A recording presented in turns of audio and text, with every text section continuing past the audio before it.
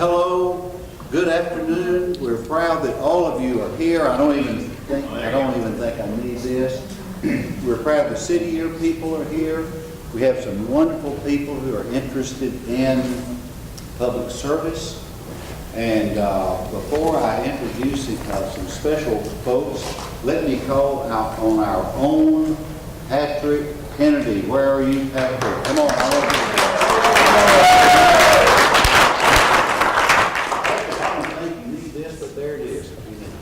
How's everyone doing? In last week's Arkansas Times newspaper, Mr. Daniel Kuhn, who's sitting right here, thanks for joining us, David Kuhn, wrote an article highlighting 8 talented, inspiring, and selfless individuals who distinguish themselves as some of the very few who share a passion for service and trying to make their community a better place to live. In his article, Mr. Kuhn wrote that the common theme of our generation, the younger generation, my generation, is that we can be defined by apathy. In one sense, I agree that there needs to be more people who act on what they believe, more people of my age to just care to get out there and serve. But I also believe that that transformation has already begun to take place. And for those who can see beyond the fog of social apathy, there lies a new generation of leaders who see the current problems facing the world more as an opportunity to act, an opportunity to believe again. For this reason, there's never been a better time to acknowledge those leaders who dare to make a difference in their communities. And today we have asked 8 amazing individuals to get up and for us to acknowledge the passion and the service they have done for their communities, and who the Arkansas Times have called the 8 for the future. And I think every one of these individuals are quite amazing, and for what we do at the Clinton School of Public Service, it is an honor for you to be here. And I'd like to tell you just a little bit about each one of them, if I would. There is Ms. Jennifer Davis and Heidi Williams, who used art and self-expression as a means of self-empowerment and education. Shows you that there needs to be a degree of creativity in leadership today. As history has proven that those leaders that stand out and take risks and use creative means of empowerment are sometimes often the ones those who make more of a difference. They started the Underground Railroad Neighborhood Project, which sounds really interesting. I wish I could learn more. Hopefully we will with that. So Ms. Davis and Heidi Williams. There's also Mr. Rob Fisher, who besides working as a Clinton School adjunct professor on our environmental series at Clinton School, along with Daniel Devon, started the Ecological Conservation Agency, who tackles environmental problems one stream, lake, and field at a time. I know I spent some time with Rob last week, and he told me that a couple weeks ago he stayed up all night, Saturday night, instead of going out to the bars or hanging out, watching a movie. He collected water samples in the cold, wet Arkansas woods. So if that's not commitment, then I don't know what is. We're proud to have him working at the Clinton School as well. We have Dr. Alan West, and he took time away from studying biometabolism and human physiology to work at one of 20 low-cost health clinics in the state of Arkansas at the White River Rural Health Center in Brinkley, Arkansas, to become Little Rock's newest country doctor. And that's, I used to work with something like that in Nebraska, and it's quite an amazing feat. There's also Mr. Darrow Stanford. Darrow, am I saying that right? Darrow, sorry, apologize. Darrow Stanford, who decided that the abstract borders by which we choose to define ourselves by, whether it be nationally, locally, culturally, don't apply for those who exist in extreme poverty. And Darrow spent time in Kenya, Africa for the Kenyan Relief Fund, proving that the most powerful, potent global force is our commitment to service.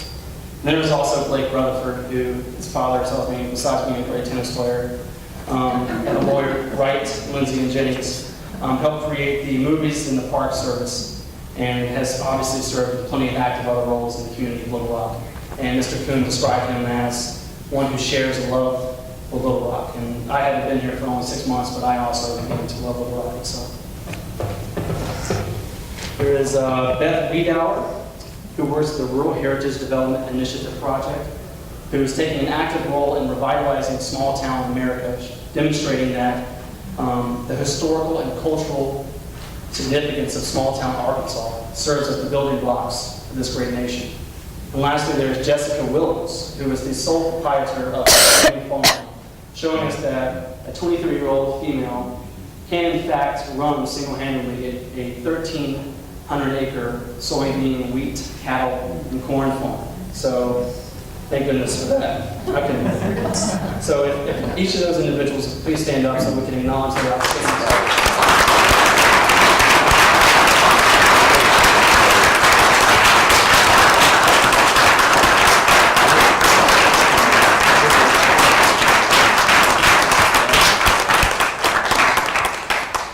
And that's pretty much all I have. And I look forward to seeing many great things from you in the future. And when I grow up, I want to be like you.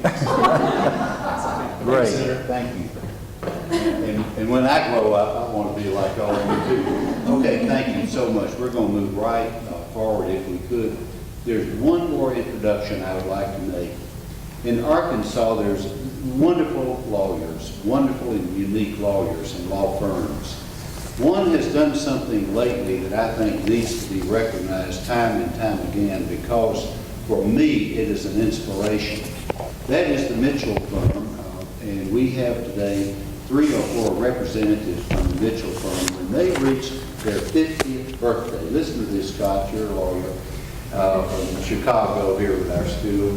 When the Mitchell firm reached its 50th birthday, they all got together, the partners, the senior partners, the junior partners, the staff, the paralegals, the secretaries. They said, what can we do? What can we do to commemorate 50 years in the legal practice in Little Rock, Arkansas? So they decided, they voted. They said, let's see if we couldn't, each of us perform a certain amount of public service. Not necessarily pro bono work, that's wonderful. Public service, going out there and rehabbing and working and doing whatever they decided to do. But they've done it. And last year, if I'm not mistaken, there were about 10,000 hours, something of that nature, John, of public service work was given back to this community by this very, very splendid law firm. John Cedar. John, we thank you and your firm for doing that.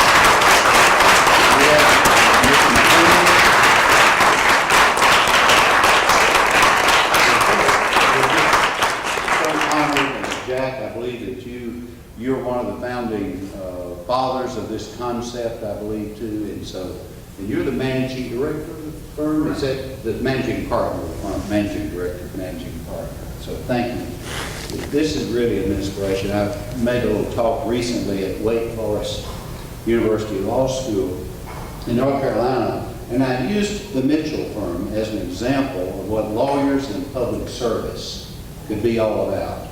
And I've gotten some very nice letters in response to that, and I want you to know, all of you at the Mitchell firm, how much we appreciate you and salute you, admire you for taking this step, and I know this is going to encourage not only other lawyers, but other companies and other entities to do this. I want to move right into this program because we have a wonderful program this afternoon, and our program is going to be given to us.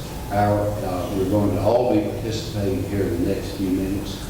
But today we are hosting a young and dynamic woman by the name of Michelle Nunn. Her great husband, Ron Martin, is sitting right here by Barbara. Ron, we thank you for being here and helping Michelle in coming to Arkansas. I know you left with 2 little children behind with your mother-in-law and Michelle's mother, Colleen Nunn, in Atlanta. But a few years back, Michelle came up with a concept. She kept seeing things in and around her city of Atlanta that she said, you know, we could do a better job than this. We could improve this park. We could rehab this school. We could take this neighborhood and we could do something. And she says, someone should do this. And finally someone, I think, Michelle, I may be making some of this up or dreaming, and I'm not sure. But someone said, Michelle, what about you? And so she said, let's give it a try. And so from one thing to another came the concept and the birth and the execution of an idea. This little program this afternoon is more than a program about volunteerism. It's more about, it's really more, I think, about the power of one. What one of us can do when we are committed to a concept and to a principle and to seeing that there's a wrong and we need to make it right. And so I think today to have Michelle Nunn with us. She grew up in Atlanta. She's a Phi Beta Kappa from the University of Virginia. She is a graduate of the Kennedy School of Government. She is also the daughter of wonderful friends of Barbara's and mine, Sam and Colleen Nunn from Atlanta. I had the privilege of serving in the Senate for a number of years with Sam Nunn, her father, and for Colleen and Sam to send us such a wonderful, wonderful human being to this earth. We are very, very much in their gratitude. Michelle, come on up here. I'm through. Let's give Michelle Nunn a big round of applause. Thank you. Thanks so much. What a fun day Ron and I have had. This is an unbelievable facility and institution, and y'all are part of giving birth to a remarkable public policy school here, and I just couldn't be more excited for the class that's participating in this inaugural effort. And in my next life, I want to come back and be a Clinton scholar, I think. So I left my two children at home, but I brought the bugs that they gave me with me. And so I am feeling a little under the weather, so I may even grab a chair in a minute and sit down when we get into a dialogue. But I am really honored. Y'all know David and Barbara Pryor are heroes and such amazing public servants. And I do want to take a moment to acknowledge them. When I think about sort of the heart of servant leadership and think about how Barbara and David embody that in such a deep and authentic way, it really, I am in awe of the life of service that you've led, and then how you continue to live it out every single day, picking Ron and I up at the airport and hosting us, and I think you all know the personal touch that David and Barbara bring, and Ron has actually only met Barbara once, but I'll tell you, he never travels with me. But when I said I was coming to Little Rock, he said, "Well, is Barbara and David going to be part of it?" And I said, "Yes." So he's here, Barbara actually helped us decorate our home. She has a wonderful artistic touch, and we found her one day with my mother as they were sort of orchestrating everything in our library, and she was sorting books, and Ron and I felt a little guilty. It didn't look very inspiring, and it didn't seem like a very glamorous task. And she declared, "Are you kidding me? I'm having the time of my life." And Barbara and David, I think, have the time of their lives in whatever they're doing, and what a fine quality that is. Thank you. So David he promised me a very informal dialogue, which I'm very grateful for, and really looking forward to having a chance to talk with y'all and learning what's on your mind and what you're thinking and what your plans are for changing the world. And before that dialogue, I thought what I'd do is just tell you a little bit about my journey. I graduated from college and knew that I wanted to do something service-oriented, but had no idea what that might look like. And I met the folks that were starting an organization called Hands on Atlanta. Actually, David's version is much more romantic and glamorous. I'm a little disappointed that it's not the exact rendition, but I might start using that one. So, but I will tell you that it did have a very grassroots beginning. There were 12 people that got together, some of whom knew some of whom, but nobody knew everybody. And they knew that they wanted to find a new way for people to get involved in service. They believed that there was a real hunger in the community for people to make a difference, but people didn't know how to live that out. And so those 12 people each put in $50 into a pool, and they started sending out a postcard.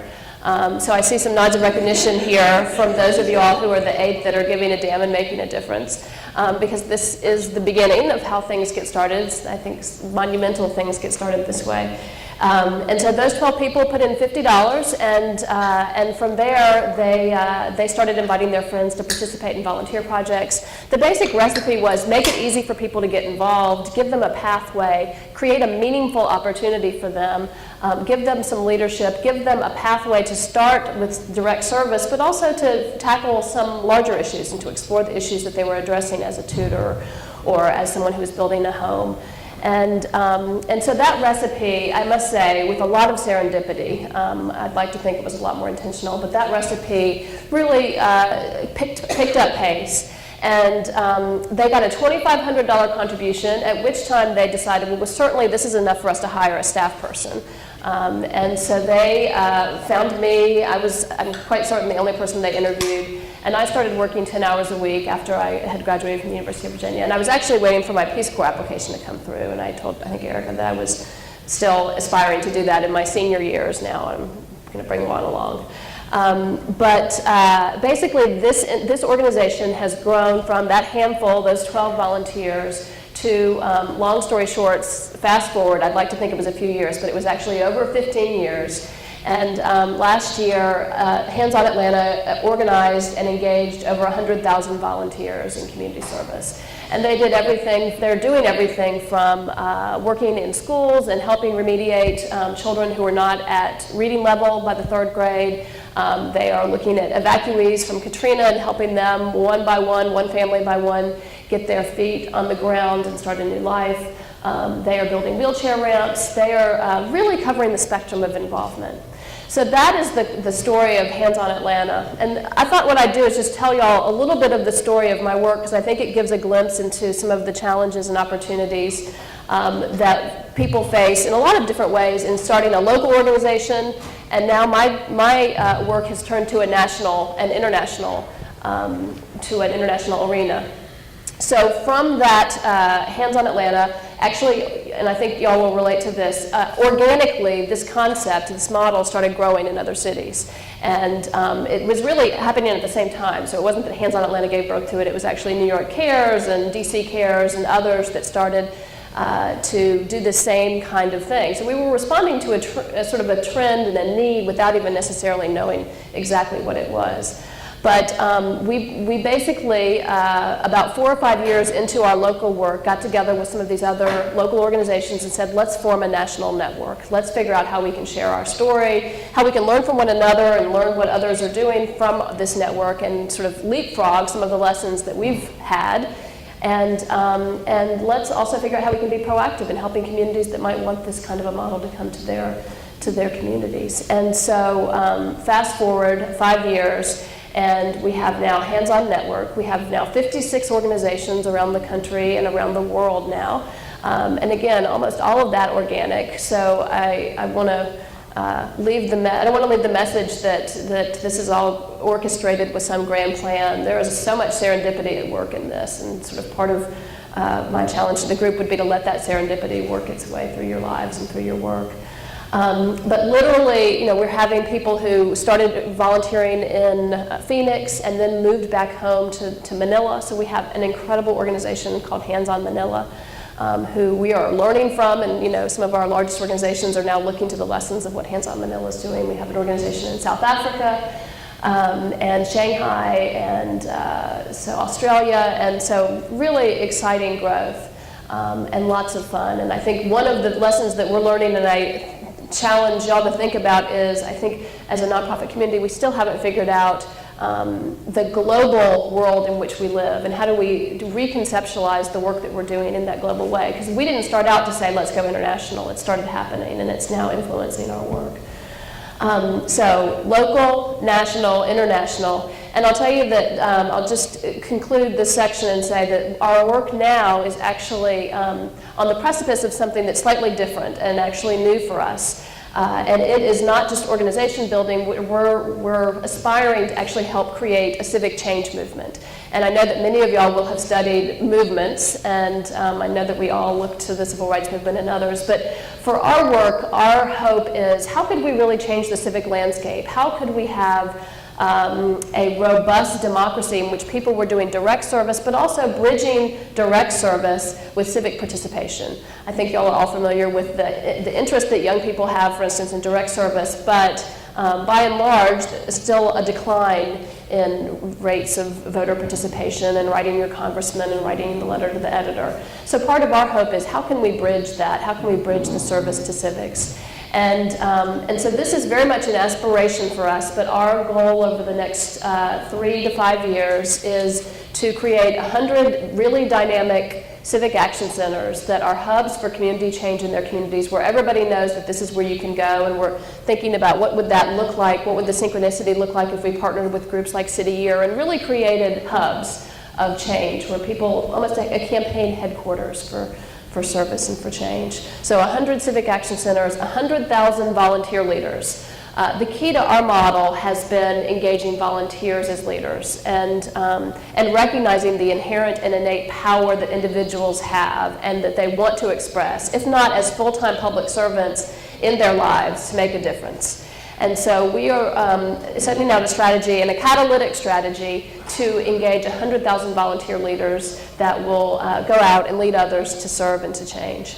And then finally, we have set an aspirational goal for increasing volunteer engagement by 10% over the next 2 years, which would be 6.4 million volunteers. Now, we will not do that alone, but we want to figure out how we can work with a coalition of organizations that can actually change the civic landscape.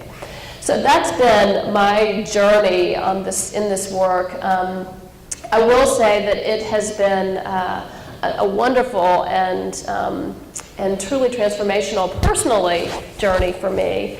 And there have been lots of lessons. A couple of ones that I would highlight is, and you all know this, all of you who are doing this great work and who are making a difference every day know this, but people are hungry to make a difference, and we need to tap into that in this country. We need to give them the opportunity to live that out. And no matter what your politics, I would argue that we have failed in a post-9/11 era when people are hungry to be involved in something that's larger than themselves and to be a part of a vision that's larger than themselves, to really give people that opportunity and that platform. So the power of individuals to make a difference. We, in our work, I've seen this 1,000 times, and you all have stories of your own, but I have never once been disappointed in people's response to a call to action or answering a call. When you ask, people come. When you build it, they really do come. We have an event every year in Atlanta called Hands on Atlanta Day, and we started out trying to raise money like a walkathon, and I think City Year does something similar. We actually got it from City Year. And took it and molded it to something that worked for us. And so the first year we envisioned the possibility of 2,000 people. Now at this point we had a staff of 1. It was all volunteer-led, all volunteer-run, all committees and so forth. We had a committee that did nothing but develop projects. And basically they had free rein. They just went out and sort of got projects going. And one of the groups that got projects going were 2 folks, neither of whom had any architectural building experience, but they met an agency.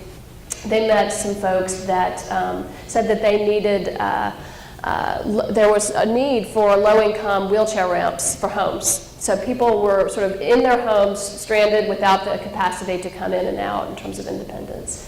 And so basically these 2 folks figured out, how do you build a wheelchair ramp? And of course, if we had consulted our lawyers, they would have had a fit. And thankfully, we didn't have any lawyers to consult at that point. So we proceeded with a great abandon, and they built this wheelchair ramp. Now, they came together for 1 day, and after 6 hours, they had not finished the wheelchair ramp. But I'll tell you, every single one of those 12 individuals came back the following day to work and to cut the wheelchair ramp, and 3 individuals that were all isolated in that home came out of their home for the first time of their own independent accord. And for me, that's a lesson in, 1, the power of individuals to make a difference, and 2, and it segues into my second point, is that sometimes perhaps our greatest gift at Hands on Atlanta and Hands on Network has been a lack of expertise. if we had really known what we were trying to do, if we had really paid attention to the lawyers and the consultants that actually gave us advice over the time, we would not have done so many of the things that we've done. Now, that doesn't mean that we didn't have grand failures. We did. But I think one of my big lessons has been that the power of naivete goes a long way, and the power of believing that things are possible can transcend most all obstacles. So those are some of the lessons that I have learned over the last 15, 17 years, I'm afraid. And really, I think, again, a remarkable set of stories have emerged from me of people who are making a difference. So we, as a network, completed over 50,000 projects last year, and each one of those projects is a story of some individual volunteer. And while David alluded to the power of one, and I firmly believe that our work is a lesson of the power of one, it is not the lesson of Michelle is the power of one. It actually is the lesson of tens of thousands of individuals. And while I think you all know that social movements and change movements start with individuals who say, this will not stand, they are never fulfilled until others are embraced and brought in. And so, one of my key lessons has been to find those who complement and who are eager to do it, and to give them the platform to really act out their own passion to make a difference, and to trust in their capacity to do that, and to not lose faith in that. So, I'm anxious to begin the dialogue. I do have a couple of DVDs, and I'm not sure, I have no idea how to use the technology, but Malcolm maybe does. And I thought I would just give you all a little bit of a glimpse of some of our work. And go ahead and, I'll tell you that, how many of y'all have been to the Gulf since Katrina? Okay. So I would urge y'all to think about traveling there. It is, I think, an important set of lessons are playing themselves out in terms of public policy, both successes and largely, I'm afraid, failures. And Hands-On Network actually, and this is a story of serendipity, has been sending people down over the last couple of months, and basically has been working in partnership with a couple of individuals who started something really amazing. One is a guy named David Campbell, who is a former CEO, retired, and basically in the wake of the tsunami decided to just go to Thailand. Had no plan, just felt the call. And he met up with a guy named Darius, who is a really precocious and wonderful young guy who had taken a year off from college.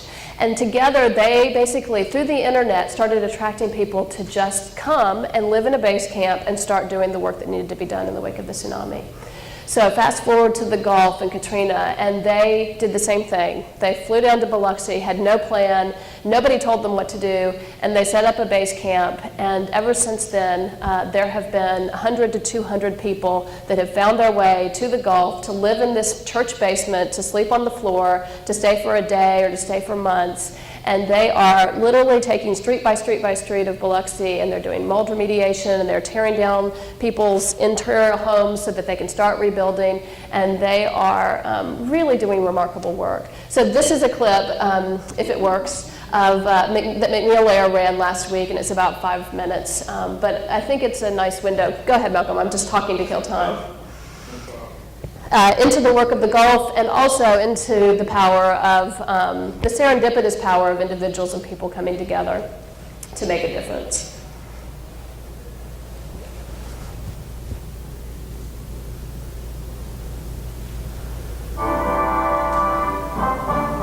Brilliant. Now the story of volunteers helping rebuild the Gulf Coast.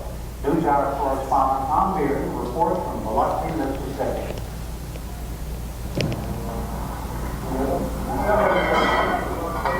It's a long way from a $35,000 a year prep school in New Jersey to a moldering little house on a back street in Biloxi, Mississippi. Get over moving, watch for nails. These teenagers who attend the Lawrenceville school chose to spend their spring break ripping down paneling and pulling the doors out of a home that Hurricane Katrina submerged under 30 feet of water 6 months ago.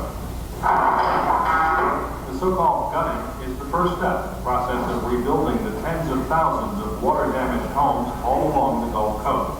Alice Hodgkins is a senior. In part, I'm just a physical laborer. So, it's been really intense and interesting and different kind of work. I've never done this sort of work before in my life. Hodgkins and her classmates are working under the guidance of a 10-year-old organization called Hands-On Network. Hands-On is one of several volunteer groups that are trying to help hurricane victims through volunteer labor. Erica Patinsky is Hands-On's Mississippi Operations Director. She says people here need all the help they can get. At this point, just like everybody, they want to get back in their house. They want to be warm, safe, and dry. And so for us to be able to go in and provide services for folks who might not be able to afford it or didn't quite get as much as they expected from their insurance or from FEMA, we can go in and provide the labor, which by and large is usually the most expensive thing for folks. Hands-On Network has set up shop in a building that belongs to the Boat War Methodist Church in Biloxi. It was one of the few large structures that wasn't damaged. Patinsky says all sorts of volunteers simply show up to work for a day, for a week, some for months. We've got a lot of folks who, a huge retiree population, that they don't want to sit at home. They've seen this on the television and they know that they have to come and do something. We have right now a large population of folks from universities that are doing this for spring break. Same thing, they're compelled. Each day starts pretty much the same way with the 200+ volunteers. Bruce lather on bug repellent. It's warming today. They assemble their tools and head out to their assigned job site. Who's going to 632 division? This team of students from the University of Virginia and St. Bonaventure drew the job of removing mold that infested this house after the flood. It's an arduous process. In the previously gutted house, they used power tools and wire brushes to remove visible mold from the exposed wood. The airborne mold spores are a health risk. Volunteers wore stifling protective suits and respirators as the temperature soared into the 80s. Even with the sweat pouring down their faces and red marks from the mask, they insist it's all worth it. We've been working on this woman's house for 3 days, and she's living in her trailer, and she came back in and we're tearing her house down. She thought, until the day before we came in, that the house was going to get torn to the ground. And she got a call back and forth saying that we were going to come in and gut it for the result. I've been really humbled by seeing all the destruction here. It amazes me how much hope a lot of people got here have. And on another level, I've found that I really enjoy using crowbar. Physical work is something that you didn't do much in the university environment, and that's as valuable, I think, as the emotional experiences we've had. What will you stop every hour about 5 minutes for water? Beth Hartman is the crew leader and has been volunteering in Mississippi for more than 3 months.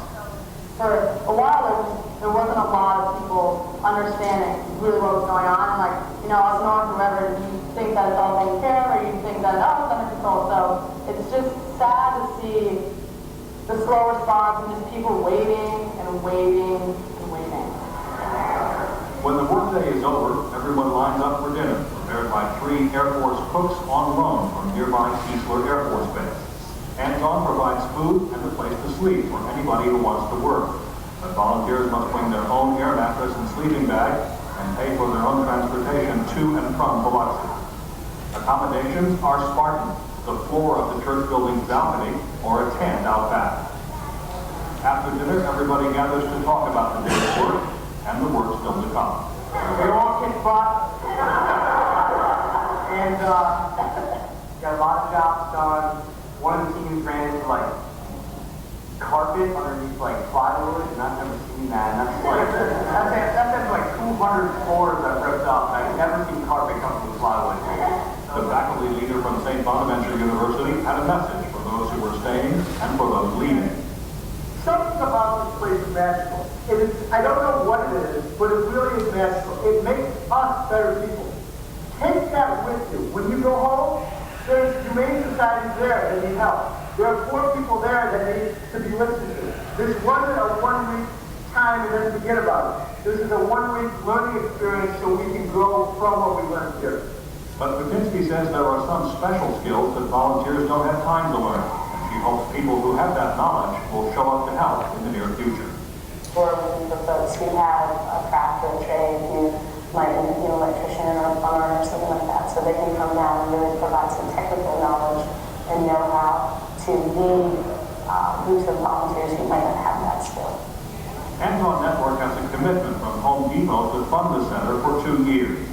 They are certain the internet and word of mouth will provide them with plenty of volunteers during that time. They are also absolutely certain that there is a lot more than 2 years' worth of work to be done on the Mississippi Gulf Coast. So, yeah, thanks. So that just gives you a little bit of a window of something recent that's happening in our network. I would encourage y'all, especially maybe even as a class, to think about taking a trip to the Gulf. It's a really powerful and important story that's unveiling itself there. And again, I think there are a lot of lessons. And there is a kind of a magic. I'm afraid it's a magic, not again from the public policy perspective, but a magic of people reaching out to their neighbors and helping one another. So I'm just going to close, and I would like to just open up the dialogue to hear from y'all about your work. And I have questions for you if you don't have questions for me, but I'm grateful to be here and excited about the exchange. So I'll hand off this to whoever.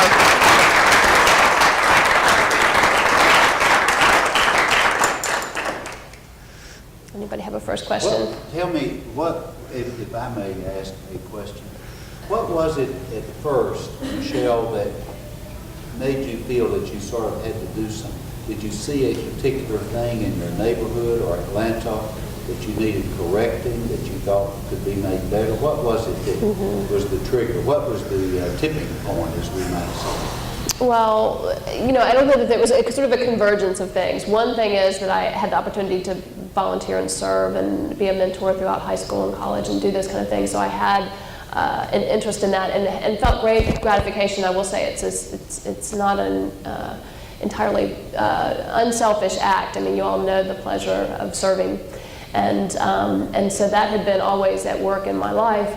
And actually, I had the opportunity to do a program called Semester at Sea, which is both the greatest learning experience and boondoggle that has ever arrived at my doorstep. And it basically took us around the world, and we went to 12 different countries. And so I really started to get hungry for making a difference in a global way. And thus my Peace Corps application. And what happened was then I started to do this Hands-On Atlanta work, and I actually got my Peace Corps application back, and they had assigned me to French-speaking West Africa to do agricultural technical assistance. I did not speak French. I was terrible in French throughout my entire life, and I had no agricultural technical assistance to offer. And what I felt was that actually, maybe I didn't like it, but where I perhaps had the platform to make the biggest difference was my own community. And I certainly had realized the many needs that we face domestically. But I still have one day the hunger to do that international work, which I feel like is in some ways the great challenge of my generation and your generation more particularly, is to answer the call of the great global inequities that we see. So it wasn't a transformational moment as much as it was a convergence of things. You had a question. Do you need a microphone? I think I'm loud enough. Okay. I've recently relocated to a semi-rural area, a very depressed area in East Arkansas, and it is becoming evident it's increasingly difficult to recruit these kind of service-oriented individuals in a more rural setting. And I'm familiar with DC Cares and Hands-On Nashville, and I was wondering if the Hands-On Network does any work currently in rural areas, and if you could speak a little bit to the specific challenges that face rural versus urban services. Yeah, it's a great question. And our model has mostly been at work in urban areas. I will say that over the last 18 months, we've started an initiative called Hands-On Georgia, which is a statewide initiative. It launched in partnership with our governor. And within 18 months, we have seen the growth of 12 small community-based affiliates in very small communities. And while I don't think we have the formula exactly worked out, what we have found is, one, is that your threshold of penetration in a small community means that you can really have a tipping point that's pretty profound. So Thomasville, Georgia is a fairly small town in South Georgia, and they have engaged, 1,000 people on their MLK service day, which engaged youth and intergenerational projects. And I'll tell you, at Thomasville, Georgia, to do an MLK service project the first time and to engage 1,000 people, you start to really influence a community. And they've had tremendous interest, and a lot of it from very young people. But one of the things that we've found is that also people need to feel a sense of a civic fabric that they can be a part of. And so you do have this sort of flight thing that happens where talented people leave, but if you actually set up vehicles, I think, that would enable people to feel like they were able to make a contribution to their own community, I'm hopeful that you can reverse some of those trends. So we're still experimenting with it. It is hard in terms of funding. We have gotten actually some state legislature matching funds, and it's been surprisingly successful. And I'd love to talk to you more about that. I want to introduce Angela Oxford, who was one of my colleagues and friends from Hands On Atlanta, who actually helped build Hands On Atlanta, and she's an example of how this collective work has really been lived out by hundreds and even thousands of individuals who've built an institution and a movement that now transcends us. And I no longer work at Hands On Atlanta, and Angela no longer works at Hands On Atlanta, but I think we're able to contribute to something that now is excitingly much bigger than any of the things that we did. But Angela, I don't know if you want to just say, also Angela was helpful in us thinking about the Hands On Georgia initiative, and very interested in rural communities. She now lives in Arkansas, and I've been hoping that Angela is going to get something started for Hands On here in Arkansas. So she's a plant, but not really. I just wanted to see her. And I just told her I was going to call upon her when I saw her in the door. So. Well, I'm available. I'm actually Big Brothers Big Sisters and having a fabulous time. But Hands On Atlanta and Hands On Network is very dear to me. I had the opportunity to spend 6 years of my life investing and being a part. Really what I did was have the opportunity to engage the corporate community and volunteer service, which was quite a challenge, but also I just was passionate about and loved. And I loved being able to go into communities, meet with folks to see kind of what needed to happen, and then help match corporate dollars to make those things happen. And then get those two folks to the table to talk and see things happen. It was very exciting.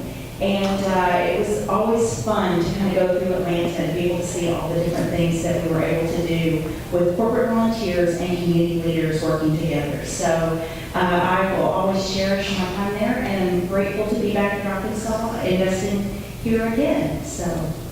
And we have built upon Angela's good work, and we now have a corporate service council that's led by Bob Nardelli, who's the CEO of the Home Depot, and we are growing that council to 100 civic and corporate leaders, and they collectively have put forth this goal of increasing volunteerism by 10% over the next 2 years. And a video that I won't show, or if we have extra time maybe I will, but is of a signature event that these corporations join together to do, which they don't often do. And in the month of September this last year, they completed over 1,800 service projects across the country and donated 500,000 hours. So they are following in the footsteps of the law firm that David was heralding, and really actually showing what the collective power of corporate America can be in terms of giving employees the opportunity to engage in meaningful service. Questions? Yeah, Malcolm. Do you need? Ms. Nunn, thanks for coming. You talked a little bit earlier. Malcolm, just stand. You talked a little bit earlier about, I think you were talking about Hands On Atlanta, or either Hands On Georgia, and funding from the Georgia legislature. And I'm wondering, for the other Hands On programs, maybe nationally, internationally, how do you get funds for your programs? And also, the different projects that you do with corporations, getting them involved in service, does that lead to them donating to the Hands On program? It does, and when it works, it does. So our model, I know that I have often had the opportunity to meet with Millard Fuller, who's somebody who's really created an amazing organization that's grown enormously, one of the few nonprofit organizations that's really sort of broken through over the last 30 years. And he said that one of the keys to his success was sort of defining his financial support, and his came from the faith-based community, and understanding that as being his customer. And I think that Hands On Network, while we haven't been as precise, would say that our probably core customer in terms of our financial support is the corporation, because there is a kind of a transactional opportunity with the corporations. We're actually providing them with a meaningful service in which they can engage their employees in team building, and it really is a kind of win-win situation. And so collectively, our budget for both the local and national organizations is about $35 to $40 million, and a good majority of that comes from corporations. But we are still struggling, and for those of y'all who are thinking about the nonprofit world, you'll recognize and know that the sort of capital markets of nonprofits, how do you actually fund these changes of cause? And I'm sure that those of you all who are starting things recognize how hard it is to raise the money that you need. And I think that's a real challenge at a systemic level that y'all should be thinking about. So I'm hoping that you all, unlike me and my colleagues, will not accept the status quo of how nonprofits are funded. I really think we need to push the envelope and explore other kinds of capital markets and other ways of funding. Otherwise, I fear that while we will proliferate the number of nonprofits, and that has happened, we won't necessarily be able to address the problems because it's very hard to get to scale.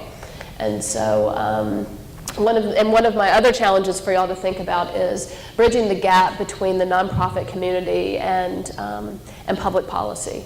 I think there's an enormous number of incredible change agents like Wendy Kopp from Teach for America, and Alan Casey and Michael Brown from City Year, and Millard Fuller at Habitat, who've created these amazing organizations, and all of them would probably say that they are frustrated at their inability to go to scale. So unlike corporations who have that kind of leadership and energy and problem-solving capacity, it's really like there's no longer federal funds to necessarily support the good incubated ideas and foundations. And there is just no particular great way of having a sustainable revenue stream. So every funder asks you, what's your sustainability plan? And you always make one up, but it's really unclear about whether any of us have a real sustainability plan. So as you all think about, getting out into the arena of both public policy and nonprofit work, I hope you'll think about bridging those two, that divide. There aren't that many, what I would love to see is some more social entrepreneurs who run for office and who have had experience in the field, creating organizations, solving problems, and who can help bridge that gap. And I'm curious how many, and I know not everybody's a student, but how many of y'all, as you think about your future work, think that you will be involved in the public policy arena? So defined by governmental work. And then how many of y'all think you'll be involved in the nonprofit arena? Hopefully it doesn't necessarily preclude one or the other. Okay.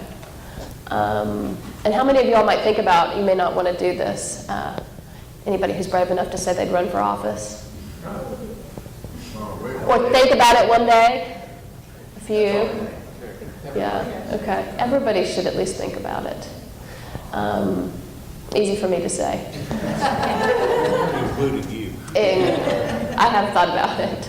I was at a conference, and I know that David Gergen has been here to speak, and it was a conference of these social entrepreneurs, and his challenge was that he was fearful that we have some of the people that are most committed to change, the people that might otherwise have gone into political leadership in the past, are now working in the nonprofit arena, which is a good thing. But at the same time, so if you think about Jumpstart, for instance, that is engaging college youth in pre-K education, and they're engaging about several thousand students, which is marvelous. But think about what Head Start affects every single day, and think about the gap and what would happen if Rob Waldron was able to inform, get us a champion from the Senate to propose, and he has a proposal that says if you invest just $200 million, you can double the number of adults that are working with pre-K and Head Start,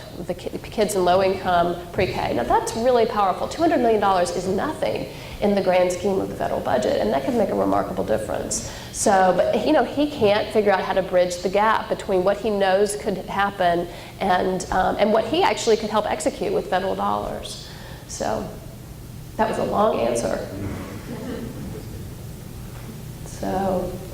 Well, I think you sort of began to answer my question, which was exactly that, about, especially at the local level, I think often the catalysts that drive people to decide that they should do something is sometimes where they see a lack in government. I mean, it's the hurricane, or even if it's issues of growth or homelessness or many different issues. And I'm wondering, there's such pressure on nonprofits to remain apolitical often, and so can you maybe just talk a bit about instances where local governments have been able to work with hands-on, and maybe how you've been able to bridge that gap, at least in some sort of. Yeah, I think we're still trying, I will confess. So I'm someone who actually has a political background, familial, but when I got into this work, I didn't necessarily think, oh, let me figure out how I should be interfacing with my senators and congressmen. One was my father at the time that I was starting the organization, but it never occurred to me to ask for his, he would say advice, but I would say, you know, to think about how could we bring this to scale from a legislative perspective, you know, in federal funds. And part of it is we needed to get our model down. But I would say that that is a huge problem and challenge. So you have, and I'm biased because I see it as a great failing in the work that we've done over the last 15 years and wanting to remedy that. But so you know, and I do think we have enormous, which we won't have an opportunity to talk about, but enormous campaign finance problems that need to be tackled. But it does not make sense for small grassroots nonprofits who do not, who are addressing real core problems to not be able to influence legislation in the way that lobbyists and PACs can, you know, and to feel stifled in that. Now, I think there's a lot of confusion in the nonprofit community about that work, and there really is an opportunity to do much, much more than we're doing. But Michael Brown, who was the founder of City Year, refers to something called the social entrepreneur trap, which is basically that we're all spending so much time figuring out how we're going to pay the next light bill that none of us are able to think about what's the grand vision for 15 years from now? What's the incremental versus, what's the 15-year vision versus the incremental vision? So I noticed that a bunch of y'all have been involved in national service. How many of y'all have been a participant in national service or the Peace Corps? So I mean, that's an amazing pipeline of talent for the public sector. And you all, how many of y'all have been involved in lobbying or advocating for the threats that are now and have been in the past taking place for AmeriCorps, taking place in cuts? So great, a couple. You know, we're definitely, I think, in a rearguard action in which we are, so the NCCC, which I know that a number of y'all participated in, is now being threatened to be cut. And you know, as that goes, there's fear that the rest of AmeriCorps is also in danger. That's a really critical thing for us to mobilize around. But how do we build the capacity to do that when we have to pay the light bills next month? And how do we educate ourselves about what is possible in terms of policy and change? And how do we build the partnerships, which take a long time to build, to educate our congressmen about what the work of the AmeriCorps is, which many of them still don't understand. And so I think we have a complicated set of issues, but that you know, you all are in the perfect position to help bridge those gaps and to get us from rearguard action. So, you know, when John F. Kennedy announced the Peace Corps, he envisioned 100,000 Peace Corps participants. Well, you know, we're lucky to get 10,000 Peace Corps participants. And, you know, we had envisioned, I think when Clinton came into office, he had really envisioned a national service network in which millions of young people would be able to serve in return for college scholarships. And we have a wonderful set of accomplishments and are now at close to 500,000 AmeriCorps members that have served. But we're defending that instead of thinking, what's the next generation of ideas that we should be fighting for? I was recently with Harris Wofford, who is one of the, a senator from Pennsylvania, a civil rights leader, an incredible person who's almost 80 and comes to everything and is a hero. And, to see him feel, sort of articulate that he was talking about these same issues 30 years ago is, it's a little bit disillusioning. So I hope that you all will leapfrog that and help us get to the visionary possibilities. Cheryl, let me give your voice a rest a moment. I've just gotten you some water. Oh, thank you. And I'm going to ask, if I could ask a question. Yes, please. Jack or John or Michelle, let me ask you a question about your law firm. How did your law firm, a group of wonderful, I don't want to say sedate, but very, let's say, in order I want to say advantaged, but very successful lawyers, very prestigious law firm here in Little Rock, Arkansas. One, how did you make this decision to go out in public service and do things? Two, what has been the end result of your activities there in your firm as how it affected your relationships with your partners and your staff, secretarial tools, and what have you? Did you, Jack, or John, or anyone? Michelle? Well, in our firm, it was a fairly easy decision because we've had a history in our firm of working in the community. You know us, our former city partner, Maurice Mitchell, is ingrained that in all of us. When we hire people, they understand that that's an integral part of what they are required to do. If you're going to advance as a lawyer in our firm, then you have to be involved in public service. If you want to become a partner in our firm, you've got to be very involved in the community. So it was a fairly easy decision for all of us to make because that's what we all knew. What it's done for us is really remarkable because, as Michelle indicates, you can't pay somebody to teach team building like this does. This is the best way to teach team building, to get people of all stratas within an organization to work together, to recognize that they're equal, that nobody is any better than anybody else in the organization.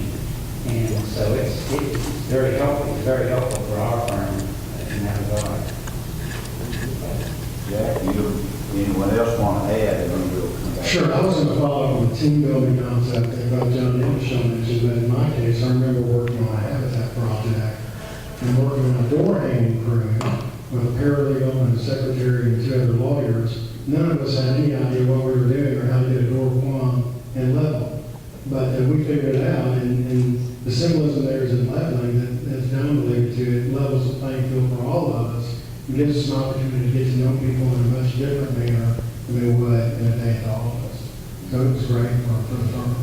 Have you seen any law firms, Michelle, in Hands-On Atlanta or Hands-On the network who are involving themselves? Is this a new thing? Have they just become the pioneers here? Well, it sounds like they're leading the charge.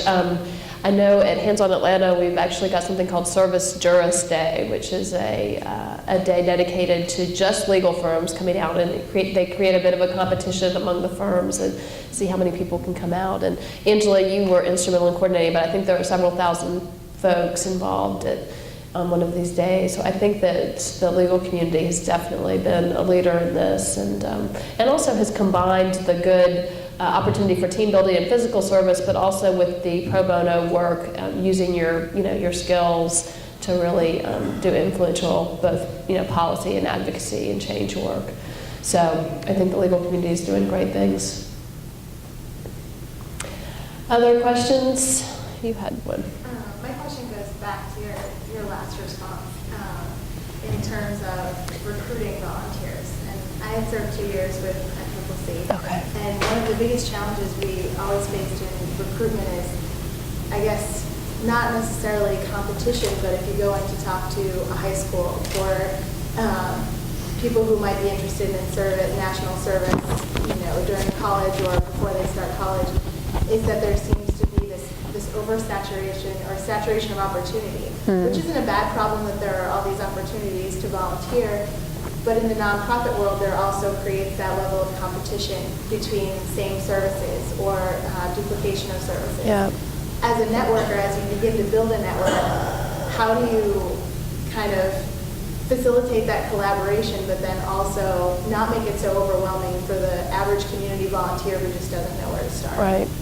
Yeah, I mean, it's a great question. I think one of the challenges for the nonprofit community is that issue of collaboration, and we hear it time and time again. There's so many nonprofits and competing for resources, and not always clear that we're working together effectively.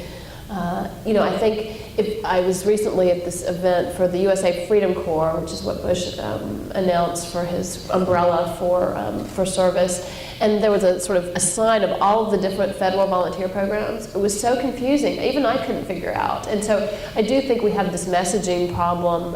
What is the message to someone to volunteer? Now, on the other hand, there is, I think, something to be said for the organic nature of community organizations that sort of meet real needs, and small organizations, and I think you don't want to stifle that. So it is a conundrum. I mean, the other piece of that is also that we don't have necessarily a fully competitive marketplace in the nonprofit arena. So you have, unlike the corporate and private sector arena, where there is some legitimacy to say that those who are doing the best, kind of creating the best service, are the ones that succeed and thrive. And the nonprofit community, there's some of that, but it's not always true. And so I don't have an answer for your question, as much as I think there's a challenge of, I think for me, and I think everybody would have a different answer to this, it's sort of figuring out where competition helps and figuring out how to accept that and not force collaboration that is unhelpful. And at the same time, figuring out, if we continue the way that we are, we truly will not build movements that solve problems, because our individual efforts are too small to actually remediate the problems that we're trying to address. So, somebody was reciting how many soup kitchens there are in San Francisco. I mean, hundreds of small individual soup kitchens. That may be a really good way of solving problems. I'm not totally convinced, and that's the kind of thing that I think we need to be thinking about and exploring. And it will be there's a painful process that's involved in that I don't think any of us necessarily are prepared to say how it would work, or if we're willing to accept its consequences. So I have a question for Senator Pryor. It's one that I have been thinking about a lot, and it's this question of political leadership and running for political office.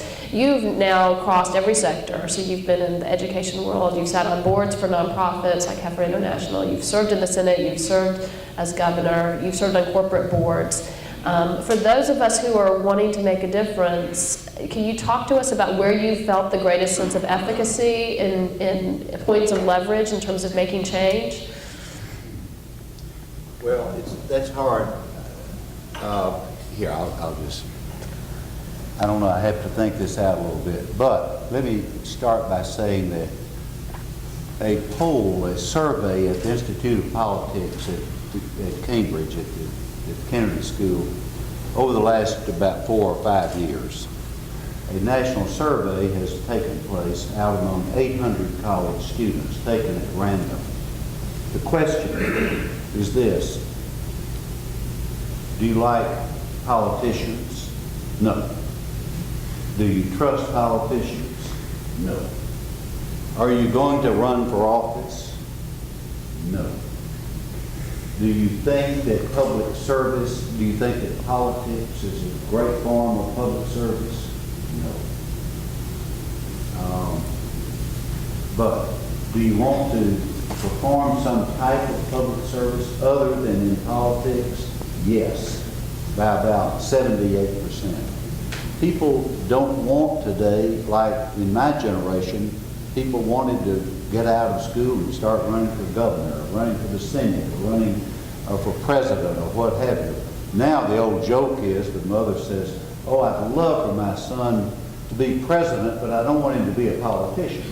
So they say, we don't want him to take, or we don't want them to take the political route. Well, of course, you can't be president without being a politician. But somehow or another, politics has gotten a bad name, Michelle, and it's too bad that it has.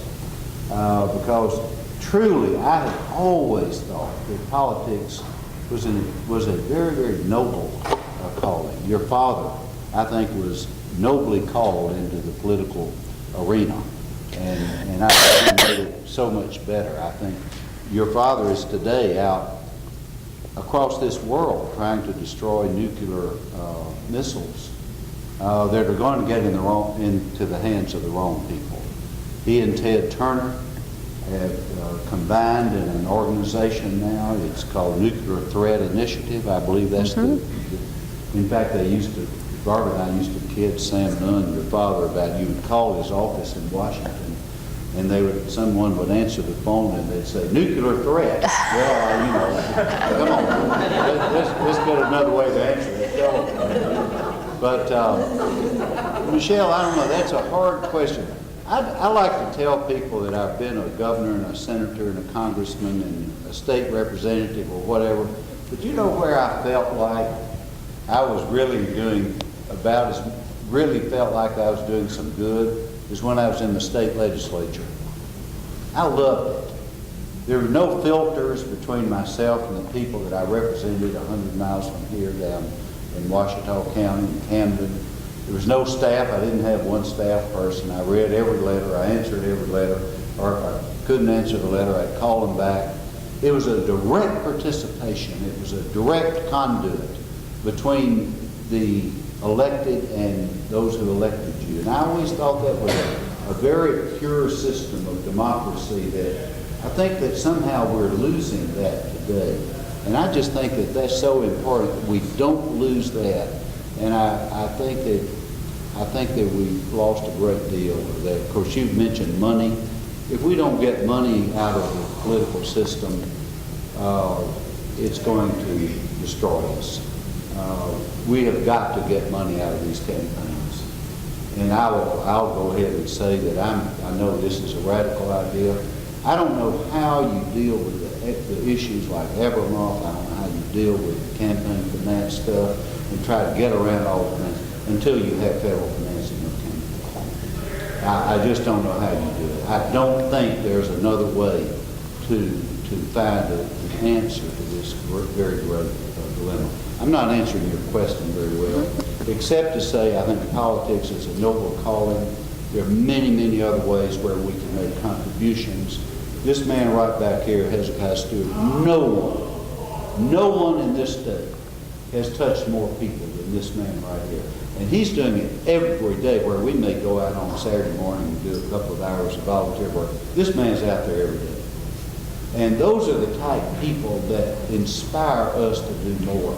But I think the most important thing is just the idea of asking people to get involved and just say, let's do something together. Let's make something better. Let's make something happen, as you did early on in the building of Hands On Atlanta.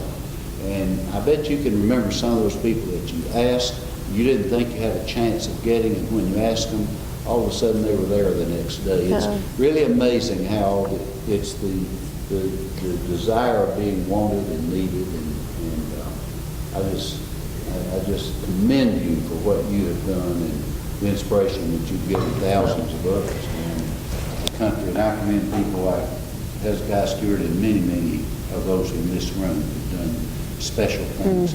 In a minute, before we go, I want to end up by, this is a class actually. This is our Thursday afternoon class where we usually bring in an outside speaker to visit with our class and to share real life experiences. So we have invited additional people in, like yourself this afternoon, to share in one of our classrooms. We usually have our classes right over here.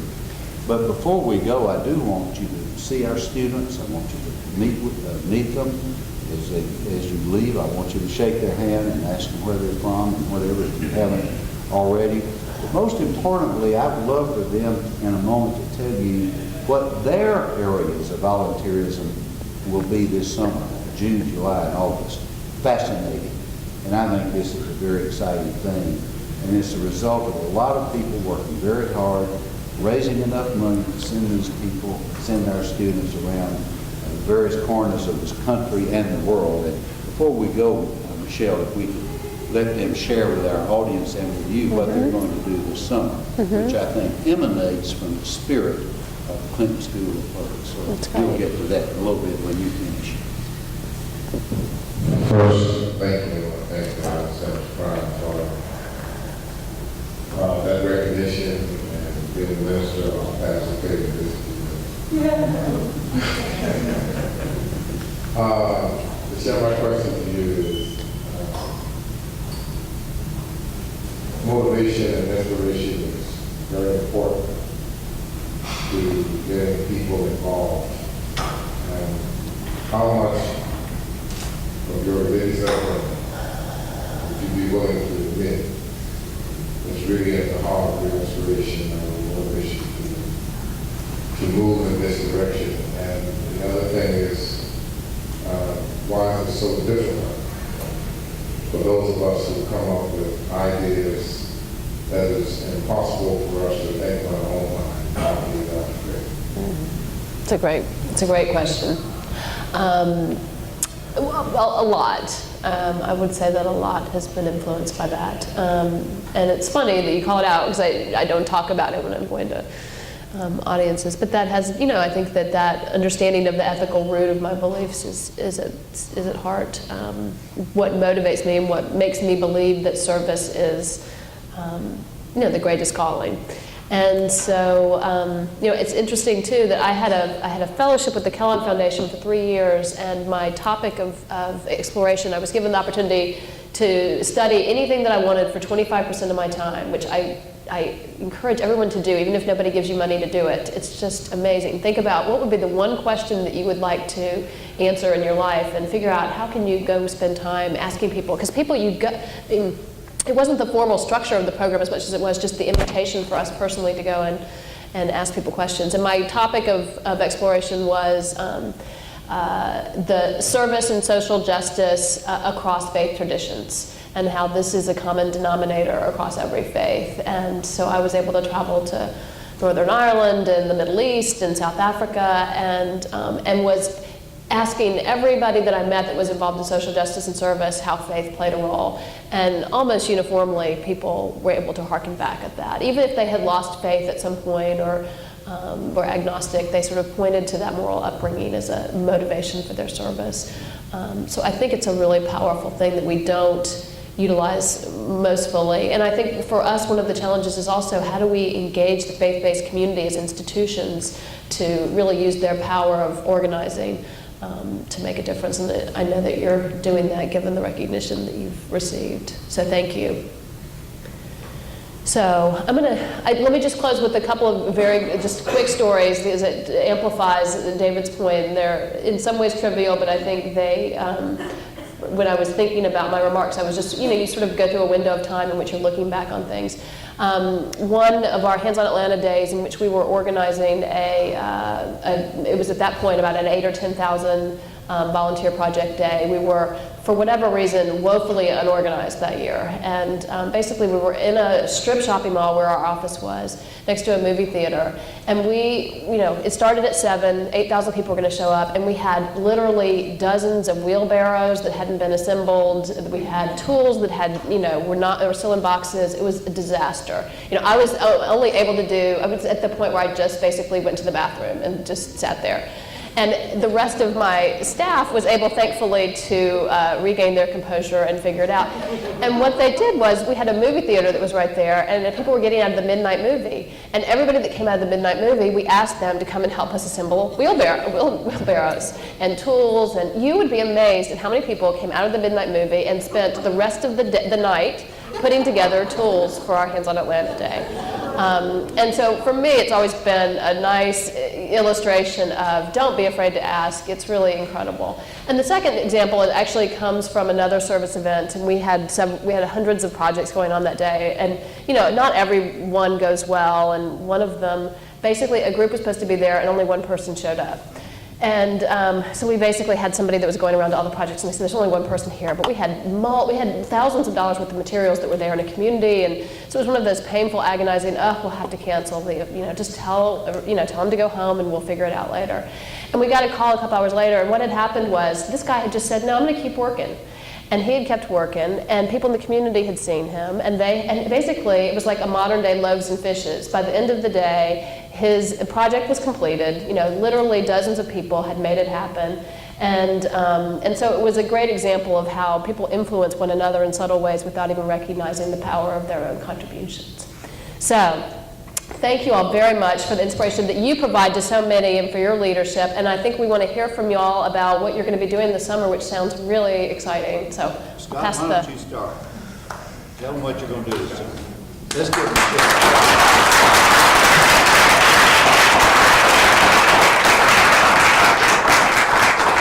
Hi, my name is Scott Curran. I practiced corporate law for 4 years in Chicago before coming to Clinton School, and this summer I will be working in the Clinton Foundation's New York office with Trooper Sanders, President Clinton's domestic policy advisor, working on their initiatives, most notably their Urban Enterprise Initiative, the Healthy Generations Initiative, Katrina Relief, and the Earned Income Tax Credit Initiative, about which President Clinton's been raising awareness in the Gulf Coast region.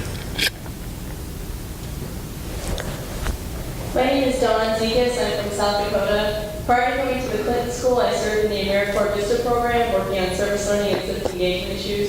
This summer, I also will be interning with Clinton Foundation through the Organization of Eastern Caribbean States with the Quincy office, working on the HIV/AIDS initiative. I'll be primarily based out of St. Lucia, but then we'll also be working on some of the smaller islands, including St. Vincent and St. Kitts. My name is Erica Lawler, and this summer I'm originally from Boston, Massachusetts area, suburb. And this summer I'll be working outside of India, the Laredo Day School. Fantastic school that has been working 20 years to incorporate service learning into their curricula. And I'll spend the summer with them helping them build a library and documenting the model so that other schools nearby in Nepal can replicate it. Hi, my name is David Morrissey, and actually to Michelle, I'll say my last job before coming to Clinton School was as the director of the volunteer center of one of Hands-On's partner organizations, the Points of Light Foundation. We were an affiliate of theirs. That's great. For my summer internship, I'll be going to Vietnam, where I'll be based in Ho Chi Minh City, formerly Saigon, working with the grassroots disabilities movement, trying to provide greater collaboration and services for the disabled in that community. Hi, my name is Erica Hall, and I'm originally from Connecticut. Prior to coming to the Clinton School, I ran actually a small business in Connecticut for 4 years. And prior to that, I was a Peace Corps volunteer in Jamaica, similar to Michelle's experience of being offered something that she had no experience in. I was placed at a Marine lab in Jamaica, never took a Marine science class in my entire life, but it ended up being a wonderful experience. My internship's still a little bit up in the air, but I believe I'll be working with the Senate Committee on Foreign Relations in the minority office, hopefully helping us smooth out a little bit our relations with foreigners a little better than what we're doing right now. So, thanks. Hello, I'm Nancy Mencia, and I grew up in Las Vegas, Nevada. I've lived a little bit everywhere, and at any age, a lot of different kinds of community projects and development, and mostly my area of interest is in post-conflict development. So I've done some work with refugees and looked at the development situations after the war in Yugoslavia. And this time I'll be looking at more of a financial perspective in my internship. I'll be working for Triodos. It's a microfinance bank out of the Netherlands. And I'll be living in Amsterdam, working in Utrecht, and I'll be a sustainability analyst, looking at the political risk factors involved with their investments. Hi, my name is Amy Holloway. I grew up in Northwest Arkansas in Rogers. After high school, I served in AmeriCorps for 2 years as a crisis intervention counselor at high school. And then I did my undergrad at UT Austin. I worked for Teach for America in Los Angeles as an operations coordinator. And then I served as the ombudsman at the University of Texas at Austin prior to coming to the Clinton School. This summer, I'm going to be working in Washington, D.C. with James Lee Witt. I'm going to be working on crisis communication and mitigation, and probably will involve some travel to the Gulf Coast region to see, to work with him on some of the projects that are happening there. He has a firm in Washington, D.C. that does crisis consulting throughout the country and some international work as well. So my project will in some ways depend on what crisis is occurring at the time and what you might be working on then. So I can't say precisely what I'll be doing, but it will involve something with crisis. How are y'all doing? My name is Greg Holyfield. I'm originally from Nashville, Tennessee. Before coming to Little Rock, I was a Peace Corps volunteer in Mali, West Africa. You might have known each other if you chose. I'm afraid there's a decade separating us. But Well, you're 25. yes, just about. After Peace Corps, I was a Capitol Hill for a couple of years, and then I moved here. This summer, I'm going to be in Sri Lanka working on post-tsunami sustainability efforts. Katie. As Greg told you, my name is Katie Snodgrass. I'm originally from Bismarck, Arkansas, about an hour south of here. And I went to school at Ole Miss and stayed in Oxford. Thank y'all for all that you're doing. You're doing great stuff. I read about I love your work. Finding out how to bridge that gap. And then went on to open a children's bookstore before coming to Clinton School. And this summer, I'm going to be also in New York, working with the Clinton Global Initiative in their commitments and membership office, helping institutions and people who have already committed to do work and to give funds and commit their time and helping them through that process. Good evening, and thanks everyone for coming to the Clinton Center and to this Clinton School class. My name is Malcolm Glover. I'm originally from Bowie, Maryland. My background is in journalism. I worked for Hardball with Chris Matthews on MSNBC, and I've also traveled to China, done some humanitarian work in Brazil, and actually over the Christmas holiday, I had a chance to travel to the Middle East. This summer, I'll be working with Windrock International in Sudan. Juba, Rumbek, there's a possibility, if all goes well, that we'll also go to Darfur. I'll be monitoring some of USAID's programs on the ground there. And also, with my background in journalism, I'll be filming some human interest stories of Sudanese refugees. Hi, my name is Joe Ballard. I'm originally from Kansas City, Missouri. I'll be spending the summer with a small NGO called the Rokia Center for Women's Rights Education and governmental participation in Kabul, Afghanistan. They're one of the two organizations that has successfully created classes that are co-ed, male and female. And I'll be working with their, helping market them to Western funders and helping organize their workshop series that they do all over the country. Other of our students are not here today, I believe. I believe that's all they're out taking other classes. They're doing 3 electives this semester, so they're kind of scattered throughout the city. And what Reverend Stewart, I feel like that this is almost a revival meeting. We've had people walk down the aisle here. It's very, very wonderful. Would you have a comment? You've been listening to some of this today, and we're so honored that you would be here. Because no one inspires us more than people like yourself. Would you have a comment as we kind of close our dinner out this afternoon? Well, you know, I'm not accustomed to public speaking. First of all, this is quite an impressive group of people with minor that you've had here. I think if I listen to all of these, particularly all these, since we did have this, fine privilege to work with James. We were down in Princeton, North Carolina, when Hurricane Florence destroyed North Carolina. We were summoned to go there to help that city and many parts of eastern North Carolina to regroup. One of the things Thank you. the feeling of caring I sense from your students, from these projects. In 1997, Tony struck car station and literally tore it apart. And we saw it as an opportunity to really reach deep into the hearts of people. One of the things I learned about this is that it's good for us to go in and help them. But we've got to lead them with the knowledge and understanding of how to help themselves and how to continue to maintain it and how to pass that help along. And that's why I asked the question, because I had no doubt in my mind that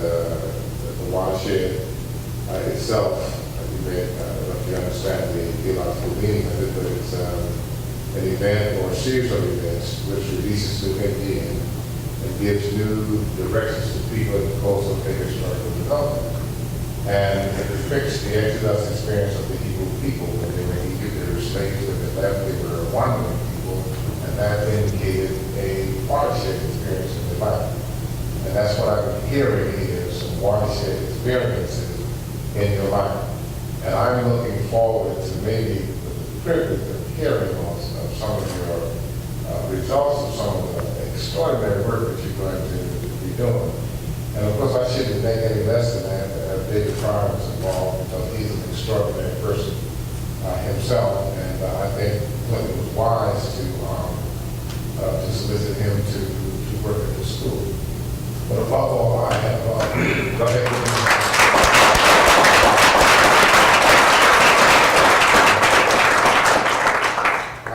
David, you know, that 28 was an opportunity to serve. Working with the Mennonites and other groups that I've been privileged with over the years. This is my fiscal officer, Priscilla Snyder, who's also a serious worker. We call her watershed now.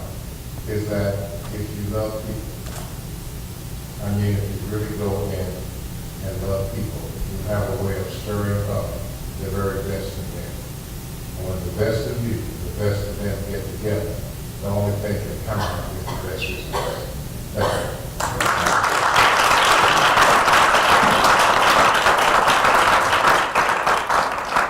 Cheryl Johnson, we want to thank you for all the arranging and Ben for the camera work and all of you for being here. Henry Rose, we want to thank you and Joy. Y'all are the all-time great volunteers of all time. And y'all have been